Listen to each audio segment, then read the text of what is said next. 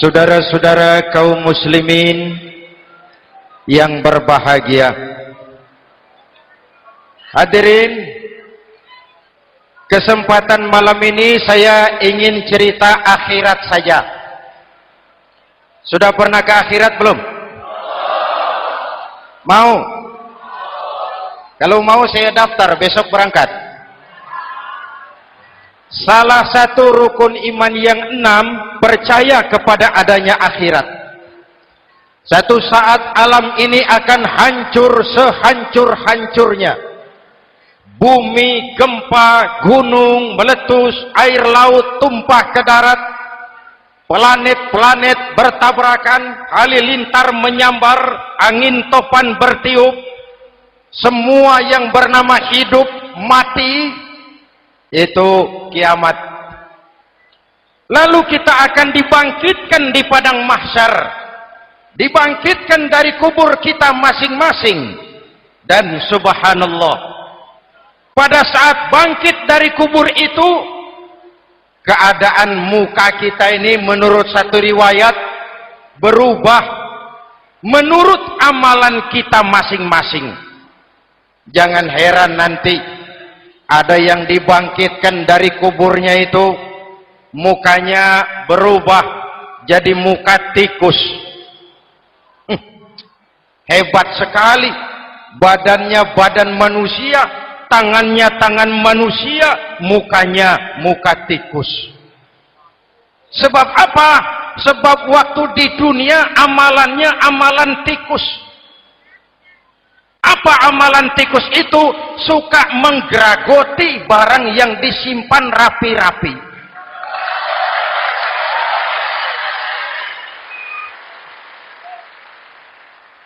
Itu nanti koruptor-koruptor yang menggeragoti uang rakyat,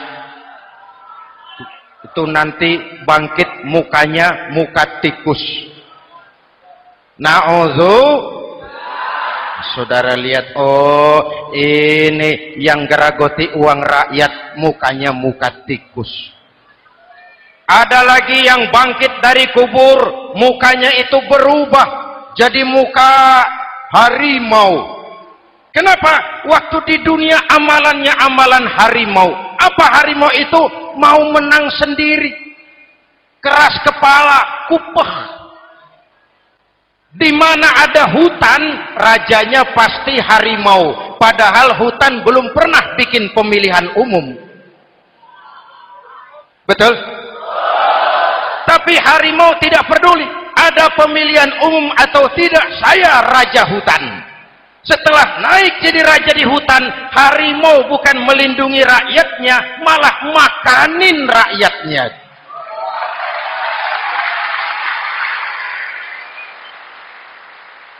Orang-orang yang mau benar sendiri. Ada lagi yang bangkit dari kubur gagah, mukanya muka ketek. Sebab apa? Waktu di dunia amalannya amalan ketek. Apa ketek itu?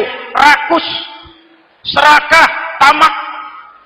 Coba ketek itu kasih pisang dimakan, berikan lagi, pegang, berikan lagi, kakinya yang megang, temannya diberikan, masih dirampas juga. Ketek. Serakah. Kalau mental ketek masih gentayangan di republik ini, maka pemerataan cuman akan jadi dongeng. Kaum muslimin yang berbahagia, pada saat itu di akhirat nanti, setiap orang sibuk dengan urusannya sendiri-sendiri.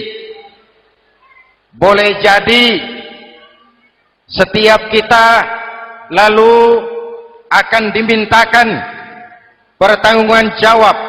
Boleh jadi orang tua tidak sempat lagi mengingat anaknya, saudara tidak lagi sempat memikirkan saudaranya.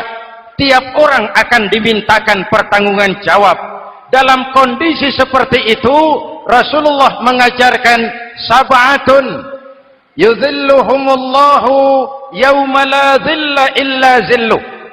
Ada 7 golongan manusia yang di akhirat nanti akan langsung mendapat perlindungan dari Allah Subhanahu wa ta'ala. Orang lain sibuk, dia tenang. Orang lain resah dan gelisah, dia ayem. Kenapa? Mendapat perlindungan dari Allah. Sebab ketika di dunia ia memberikan perlindungan kepada orang banyak. Siapa mereka? Mudah-mudahan kita termasuk salah satu di dalamnya. Mencari perlindungan Allah lebih-lebih dalam situasi sekarang ini. Pertama, imamun adil yang akan mendapat perlindungan langsung dari Allah adalah pemimpin yang adil. Sebab apa? Pemimpin yang adil melindungi banyak rakyat, maka pantas di akhirat dilindungi oleh Allah Subhanahu. Kita ini kan zon politikan. Kita ini makhluk yang tidak mungkin hidup sendiri-sendiri. Untuk melaksanakan hajat bersama, kita memerlukan pemimpin. Memilih pemimpin itu tidak sulit. Dalam fikih ketika sholat itu dijelaskan bagaimana cara memilih imam. Siapa yang diangkat jadi imam? Pertama, a'lamuhum, orang yang paling alim di kampungmu siapa? Angkat jadi imam. Yang paling alim, paling menguasai persoalan sehingga bisa membawa bangsa keluar dari kesulitan. Pemimpin yang bisa menyelesaikan masalah, bukan yang menimbulkan masalah.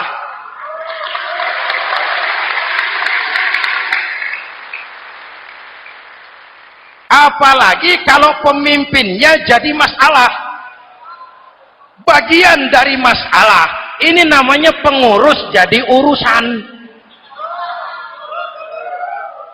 A'lamuhum, Pak, di kampung saya ada 2 orang, alimnya sama. Yang mana yang jadi imam?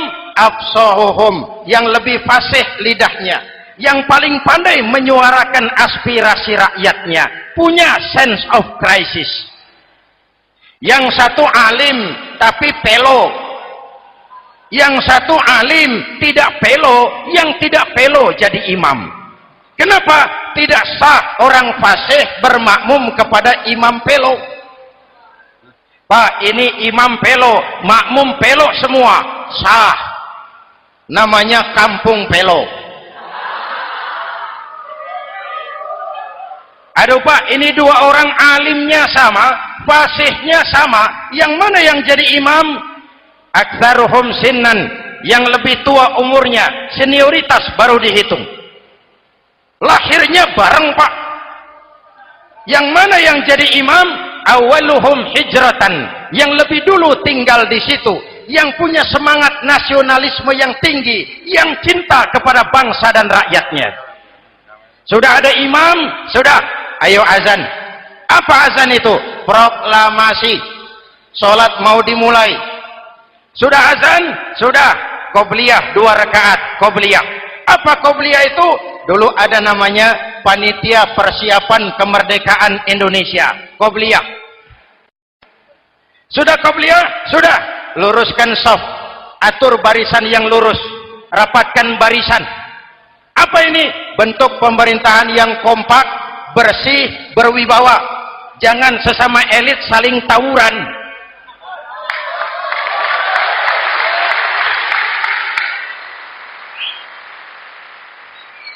Luruskan shaf. Lalu shaf yang terdepan hendaknya diisi orang yang sedikit alim.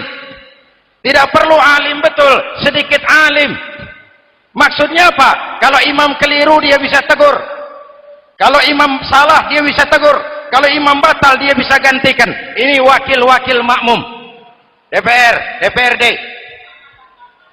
Wakil-wakil makmum. Sudah, sudah. Ayo imam pimpin sholat. Sepakati dulu kita mau sholat apa, rakaatnya berapa, surah yang mau dibaca apa, pakai sujud tilawah apa tidak, supaya makmum tidak kaget-kagetan. Rakyat harus dikasih tahu pemimpinnya mau kemana, visinya apa, supaya makmum ikutnya ikhlas. Jelas? Hadirin yang saya hormati, kita memerlukan pemimpin yang adil, yang menaungi rakyatnya, Sehingga dengan demikian nanti mereka akan dinaungi langsung oleh Allah Subhanahu. Mudah-mudahan Allah memberikan kepada kita rakyat dan bangsa Indonesia ini pemimpin yang adil. Saya yakin perjalanan waktu akan mengantarkan kita di mana orang-orang akan terbuka topengnya sehingga akan jelas mana pembela rakyat, mana penyengsara rakyat.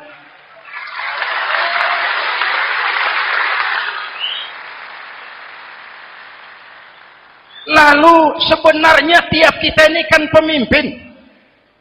Pak Lurah pemimpin di kelurahannya, Pak Camat pemimpin di kecamatannya, kepala suami pemimpin di rumah tangganya, anak muda pemimpin bagi dirinya, dan setiap kita akan dimintakan pertanggungan jawab tentang apa yang kita pimpin. Marilah setiap kita berusaha menjadi pemimpin yang adil. Satu. Yang kedua, syab nasya'a fi ibadatillah, anak muda yang tekun beribadah kepada Allah. Amin. Remaja adalah masa depan kita semua. Akan bagaimana Republik Indonesia, bahkan akan bagaimana Islam di Republik Indonesia 20, 30, 40 tahun yang akan datang, anak-anak kita jawabannya. Jelas? Maka menghancurkan Islam tidak usah menyegel masjid, tidak usah menutup pesantren, tidak perlu melarang pengajian, cukup dengan meracuni remaja dan pemuda Islam, menjauhkan mereka dari agama dan ulama. Kalau mereka sudah jauh dari agama dan ulama, tinggal menunggu pergantian generasi.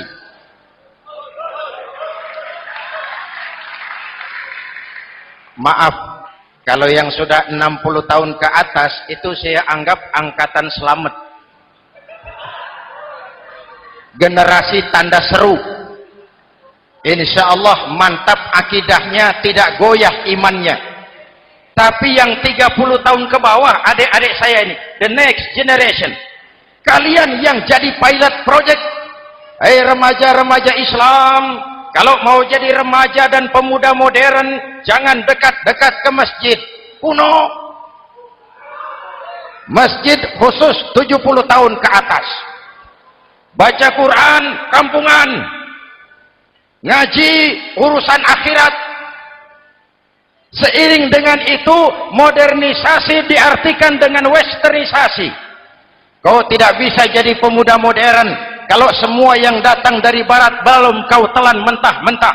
Kau harus bisa bergaul seperti orang barat, berpakaian seperti orang barat, berumah tangga seperti orang barat, makan minum seperti orang barat. Kalau nyanyi lagunya lagu barat yang orang lain nggak ngerti, kamu juga nggak tahu.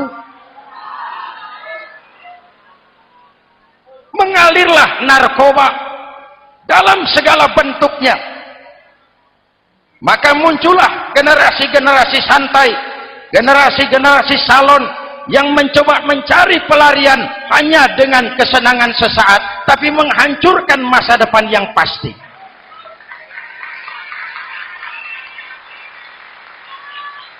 Maka mengalirlah free love, free sex, Samenleben, hidup bersama di luar nikah alias kumpul. Ya sama saja, kumpul kebo, kumpul embek itu sama. Hadirin yang saya hormati, kalau sudah hancur tinggal menunggu pergantian generasi. Oleh karena itu, adik-adik saya, para remaja, para pemuda, kalian harapan kami semua. Di pundak kalian kami pertaruhkan hari depan bangsa dan negara ini. Hidup cuma putaran menunggu giliran. Ada saat datang, ada waktu pergi, ada hari lahir, ada saat kembali, ada hari dilantik, ada saat untuk menyerahkan jabatan. Hidup cuma sekadar menunggu giliran. Karena itu kepada kalian saya ingatkan satu ucapan orang bijak. Hai anak muda, berpikirlah kau di waktu pagi, bekerjalah di waktu siang, makanlah di waktu sore, dan tidurlah di waktu malam. Berpikir di waktu pagi, belajar mumpung masih muda. Bekerjalah di waktu siang, amalkan ilmu itu setelah dewasa. Makanlah di waktu sore, hari tua tinggal menikmati hasilnya. Tidurlah di waktu malam, matilah dengan tenang. Kalau pagi kau tidak berpikir, nanti siang kau tidak akan bisa bekerja. Kalau siang tidak kerja, nanti sore mau makan apa? Kalau sore tidak makan, alamat malam enggak bisa tidur.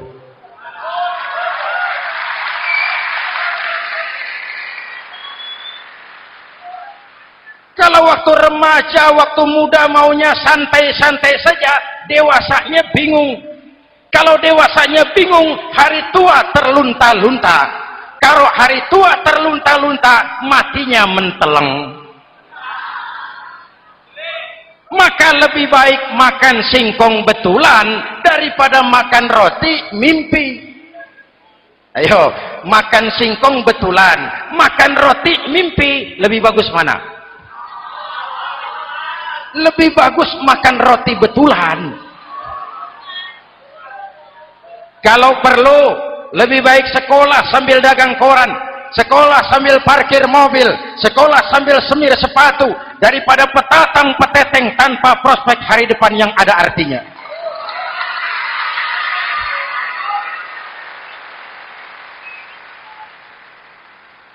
Inilah golongan kedua yang nanti akan langsung mendapat perlindungan dari Allah. Anak muda yang tekun ibadah. Kalau orang tua tekun ibadah, pantas. Orang tua rajin ibadah, tidak istimewa.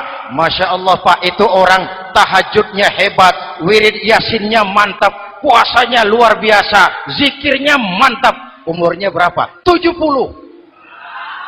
Wajar. Lalarwi sanjo. Sudah larut senja. Kalau 70 masih jadi preman, kapan tobatnya? Tapi kalau ada anak muda, darahnya masih mengalir dengan panas, keinginannya masih sejuta khayal, dia bisa salurkan di jalan Allah, itu amat disukai Allah, dan itu akan mendapat perlindungan langsung dari Allah Subhanahu. Hadirin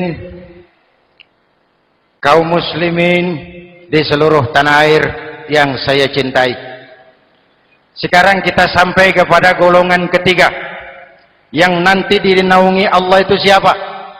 Rajulun qalbuhu mu'allaqun bil masajid. Seseorang yang hatinya selalu terpaut kepada masjid. Masjid memang tempat melaksanakan sholat, tapi lebih dari itu dia adalah pusat kegiatan umat.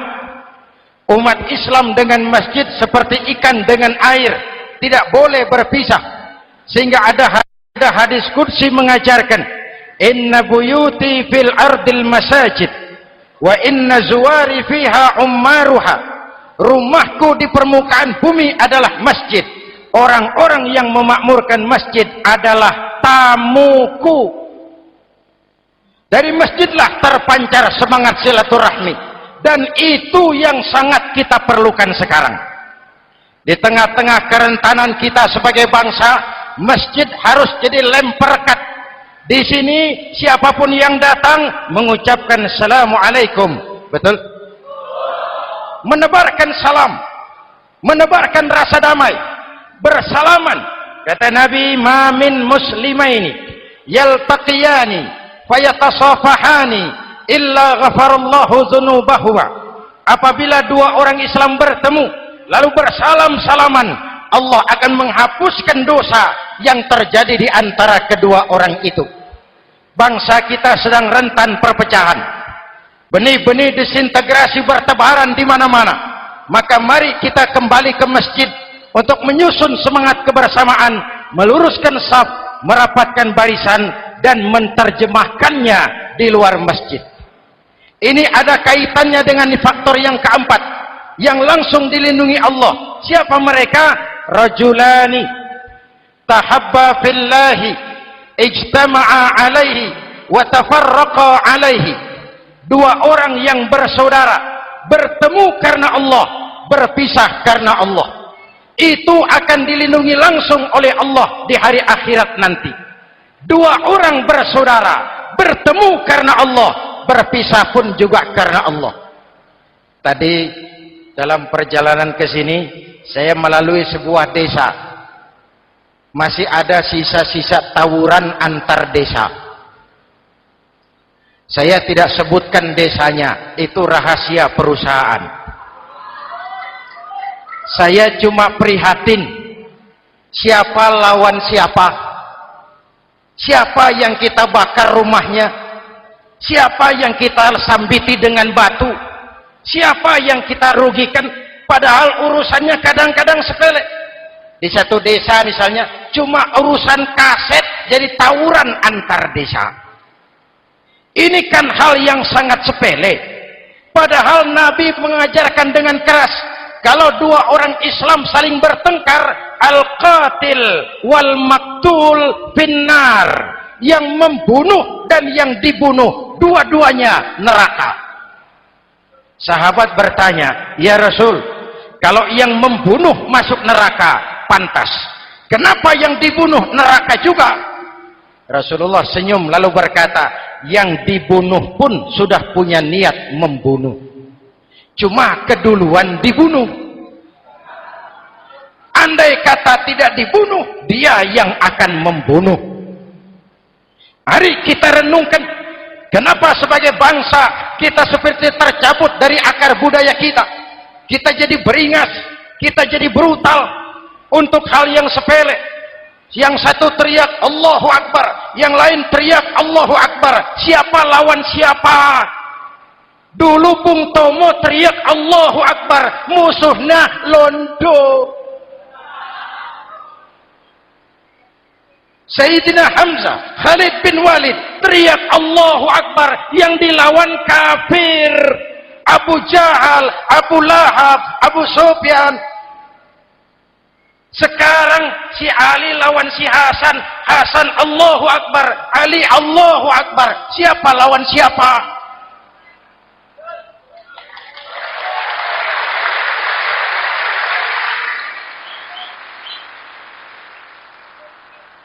Kenapa kita jadi begitu mudah menggunakan nama Tuhan untuk melampiaskan ambisi pribadi? Kenapa Allahu Akbar yang begitu sakral kita lepas cuma untuk pelampiasan sebuah dendam? Dua orang yang bersaudara bertemu karena Allah, berpisah karena Allah, itu ukurannya. Kau di jalan Allah, kau saudaraku. Keluar dari jalan Allah, selesai persaudaraan sampai di sini.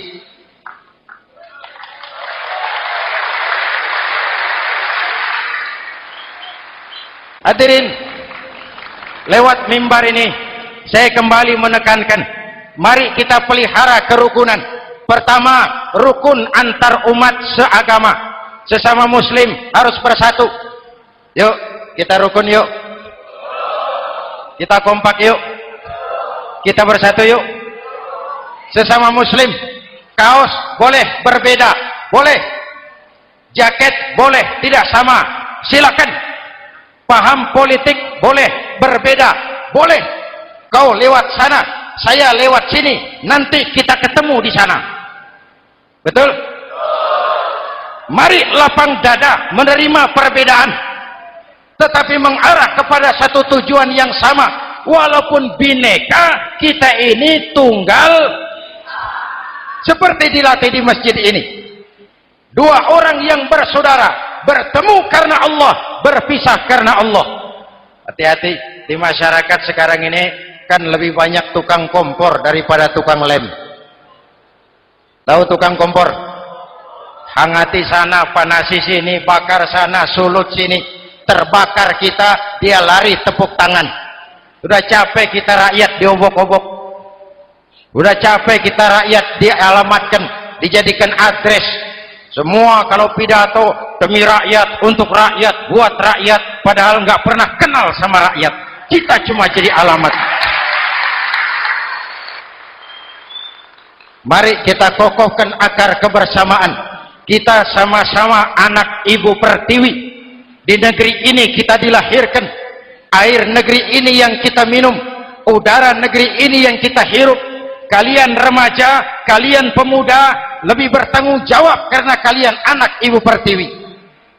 Hadirin yang saya hormati, maka tetaplah jaga semangat kebersamaan. Ini yang keempat. Yang kelima, rajulun zakarallaha khalian fafadat ainahu. Seseorang yang mengingat Allah dalam kesunyian lalu berlinang air matanya.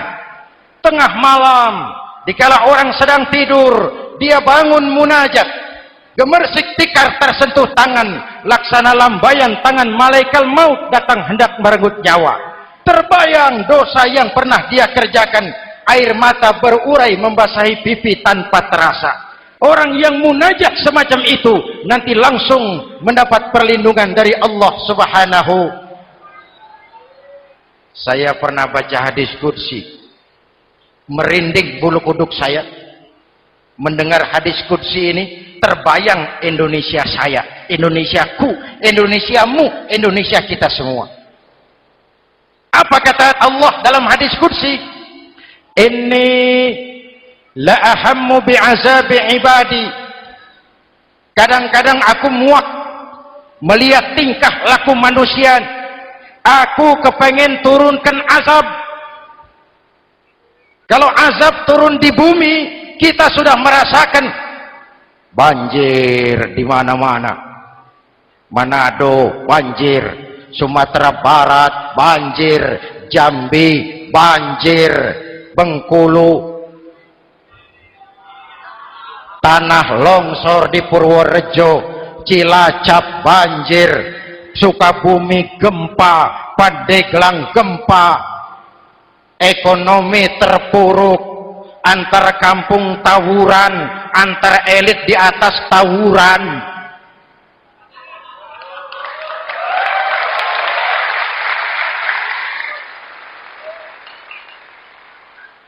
Hutang numpuk. 40% APBN kita ini sekarang cuma untuk bayar hutang. Itu pun dengan asumsi dolar 7.000, 9.000, artinya sekitar 50% APBN kita untuk bayar hutang.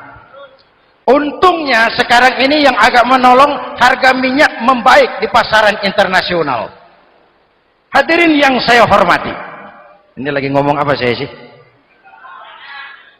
Aku pengen turunkan azab, tetapi kata Allah, ketika aku melihat orang-orang tua yang sujud di keheningan malam, bayi-bayi tanpa dosa masih menyujud. Ada hadis qudsi mengajarkan, inna buyuti fil ardil masajid wa inna zuwari fiha ummaruha. Rumahku di permukaan bumi adalah masjid. Orang-orang yang memakmurkan masjid adalah tamuku. Dari masjidlah terpancar semangat silaturahmi, dan itu yang sangat kita perlukan sekarang. Di tengah-tengah kerentanan kita sebagai bangsa, masjid harus jadi lem perekat. Di sini siapapun yang datang mengucapkan assalamualaikum, betul? Menebarkan salam, menebarkan rasa damai, bersalaman. Kata Nabi, ma min muslimaini yaltaqiyani fayatasafahani illa ghafarallahu dzunubahuma. Apabila dua orang Islam bertemu lalu bersalam-salaman, Allah akan menghapuskan dosa yang terjadi di antara kedua orang itu. Bangsa kita sedang rentan perpecahan. Benih-benih disintegrasi bertebaran di mana-mana. Maka mari kita kembali ke masjid untuk menyusun semangat kebersamaan, meluruskan saf, merapatkan barisan, dan menerjemahkannya di luar masjid. Ini ada kaitannya dengan faktor yang keempat, yang langsung dilindungi Allah. Siapa mereka? Rajulani tahabba fillahi ijtama'a alaihi wa tafarraqa alaihi. Dua orang yang bersaudara, bertemu karena Allah, berpisah karena Allah. Itu akan dilindungi langsung oleh Allah di hari akhirat nanti. Dua orang bersaudara, bertemu karena Allah, berpisah pun juga karena Allah. Tadi dalam perjalanan ke sini saya melalui sebuah desa, masih ada sisa-sisa tawuran antar desa. Saya tidak sebutkan desanya, itu rahasia perusahaan. Saya cuma prihatin siapa lawan siapa, siapa yang kita bakar rumahnya, siapa yang kita sambiti dengan batu, siapa yang kita rugikan, padahal urusannya kadang-kadang sepele. Di satu desa misalnya cuma urusan kaset jadi tawuran antar desa. Ini kan hal yang sangat sepele, padahal Nabi mengajarkan dengan keras, kalau dua orang Islam saling bertengkar, al-qatil wal maktul finnar, yang membunuh dan yang dibunuh dua-duanya neraka. Sahabat bertanya, ya Rasul, kalau yang membunuh masuk neraka pantas, kenapa yang dibunuh neraka juga? Rasulullah senyum lalu berkata, yang dibunuh pun sudah punya niat membunuh, cuma keduluan dibunuh. Andai kata tidak dibunuh, dia yang akan membunuh. Mari kita renungkan, kenapa sebagai bangsa kita seperti tercabut dari akar budaya kita. Kita jadi beringas, kita jadi brutal untuk hal yang sepele. Yang satu teriak Allahu Akbar, yang lain teriak Allahu Akbar. Siapa lawan siapa? Dulu Bung Tomo teriak Allahu Akbar, musuhnya londo. Sayyidina Hamzah, Khalid bin Walid teriak Allahu Akbar, yang dilawan kafir, Abu Jahal, Abu Lahab, Abu Sufyan. Sekarang si Ali lawan si Hasan, Hasan Allahu Akbar, Ali Allahu Akbar. Siapa lawan siapa?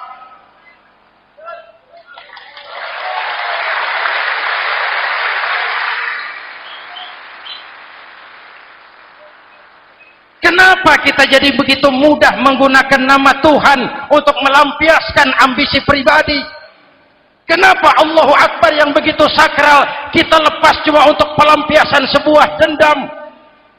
Dua orang yang bersaudara bertemu karena Allah, berpisah karena Allah, itu ukurannya. Kau di jalan Allah, kau saudaraku. Keluar dari jalan Allah, selesai persaudaraan sampai di sini.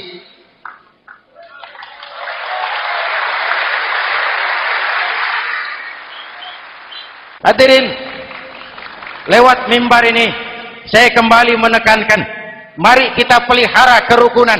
Pertama, rukun antar umat seagama, sesama muslim harus bersatu.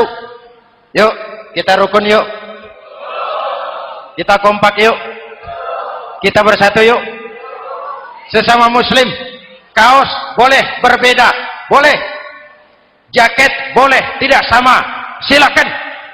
Paham politik boleh berbeda, boleh.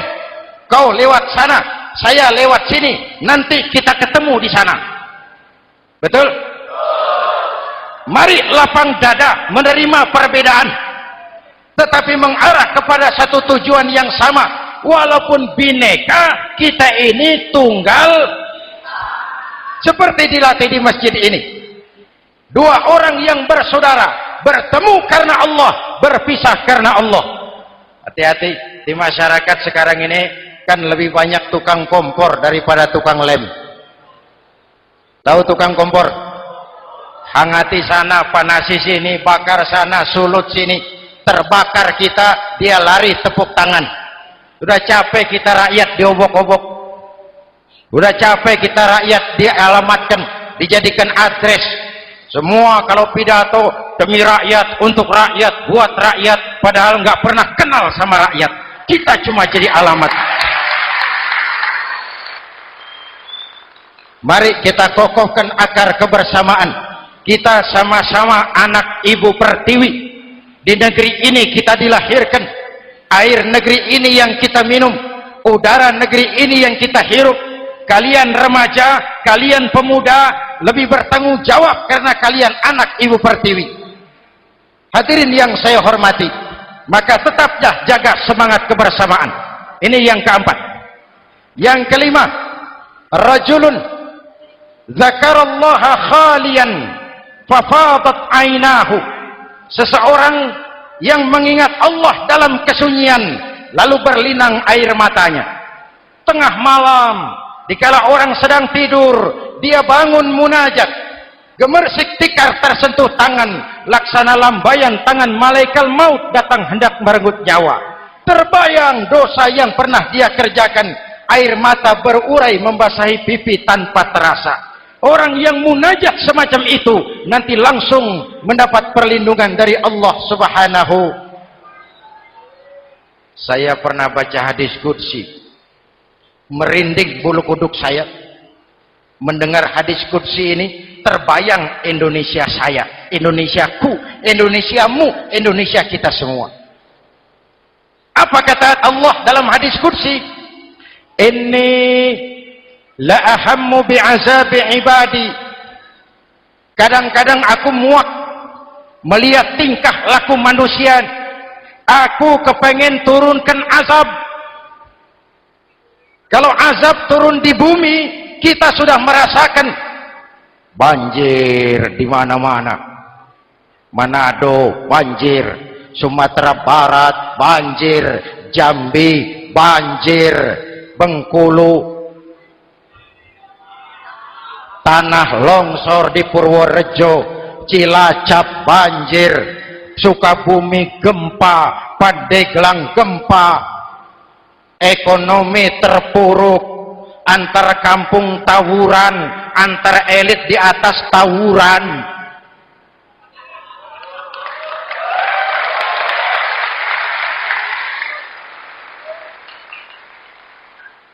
Hutang numpuk,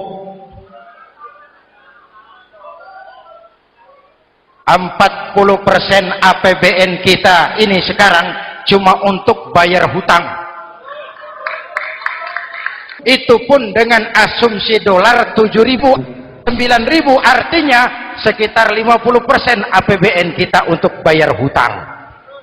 Untungnya sekarang ini yang agak menolong, harga minyak membaik di pasaran internasional. Hadirin yang saya hormati, ini lagi ngomong apa saya sih? Aku pengen turunkan azab, tetapi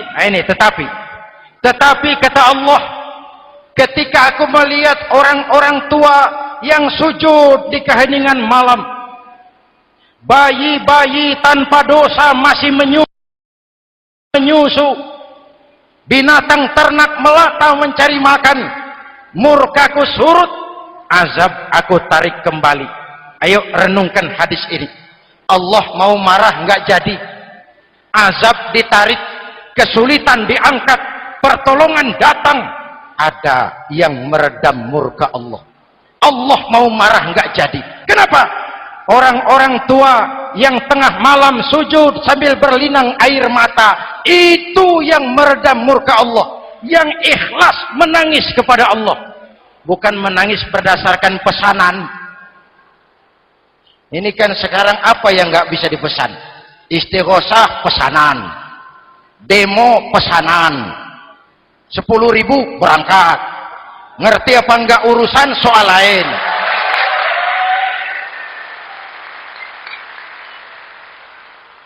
Jadi bukan demonstran, pekerja demo. Orang tua yang ikhlas nangis kepada Allah di keheningan malam, kita hutang jasa kepada orang-orang tua yang ikhlas seperti itu. Itu yang menjaga keselamatan bangsa. Allah mau murka nggak jadi, sepanjang masih banyak orang-orang tua yang sujud di tengah malam. Amin.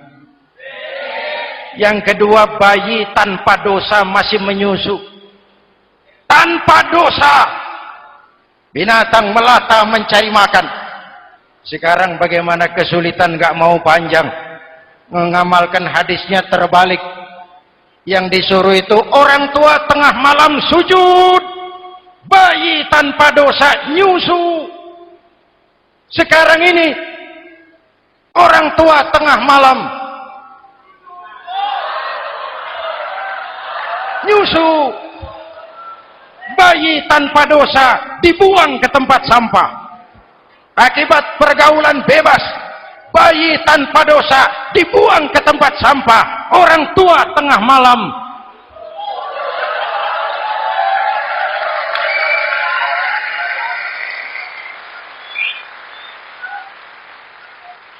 hadirin. Yang keenam, rajulun da'athum ra'atun zatu mansibin wa jamalin ila nafsiha faqala inni akhafu Allah rabbal alamin. Orang yang bermoral dibujuk rayu oleh perempuan cantik, lalu dia berkata, maaf, saya takut kepada Allah. Orang bermoral yang merasakan kehadiran Allah dekat dalam hidup. Umpama waktu puasa, saudara sholat zuhur, sebelum sholat saudara berwudu, ketika berkemur saudara korupsi, sedikit airnya saudara minum. Jangankan polisi, teman wudu sebelah pun tidak tahu kalau waktu berkemur saudara korupsi. Kenapa kita tidak mau melakukan? Ada rasa malu kepada Allah. Ini yang perlu kita tumbuh kembangkan, rasa malu kepada Allah subhanahu wa ta'ala. Yang ketujuh, rajulun tasaddaqa bi sadaqatin fa akhfaha. Orang yang bersedekah lalu disembunyikan sehingga tangan kiri tidak tahu apa yang diberikan oleh tangan kanan. Orang yang punya kepedulian tinggi tetapi ikhlas menolong yatim, membantu sesama dalam rangka menegakkan masyarakat yang adil dan makmur. Mari kita mohon kepada Allah, semoga kita semua senantiasa dalam perlindungannya di dunia ini dan lebih-lebih di akhirat nanti. Al-Fatihah. A'udzubillahi minasyaitonir rajim. Shiratal ladzina an'amta 'alaihim ghairil maghdubi 'alaihim waladdallin. Amin. Bismillahirrahmanirrahim. Alhamdulillahirabbil alamin. Allahumma shalli ala Muhammad wa ala alihi wa sahbihi ajmain. Rabbana taqabbal minna salatana wa siyamana wa qiyamana wa takhashu'ana wa ta'abbudana wa tammim taqsirana ya arhamar rahimin. Allahumma ja'alna minas su'ada'il maqbulin wa la taj'alna minal ashqiya'il mardudin. Rabbana zalamna anfusana wa illam taghfir lana wa tarhamna lanakunanna minal khasirin. Afdalu ma qultuhu ana wan nabiyyuna min qabli. La ilaha illallah.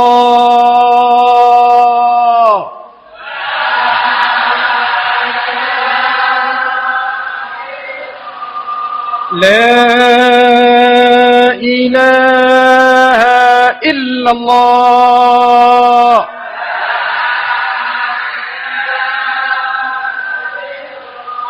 Muhammadur Rasulullah.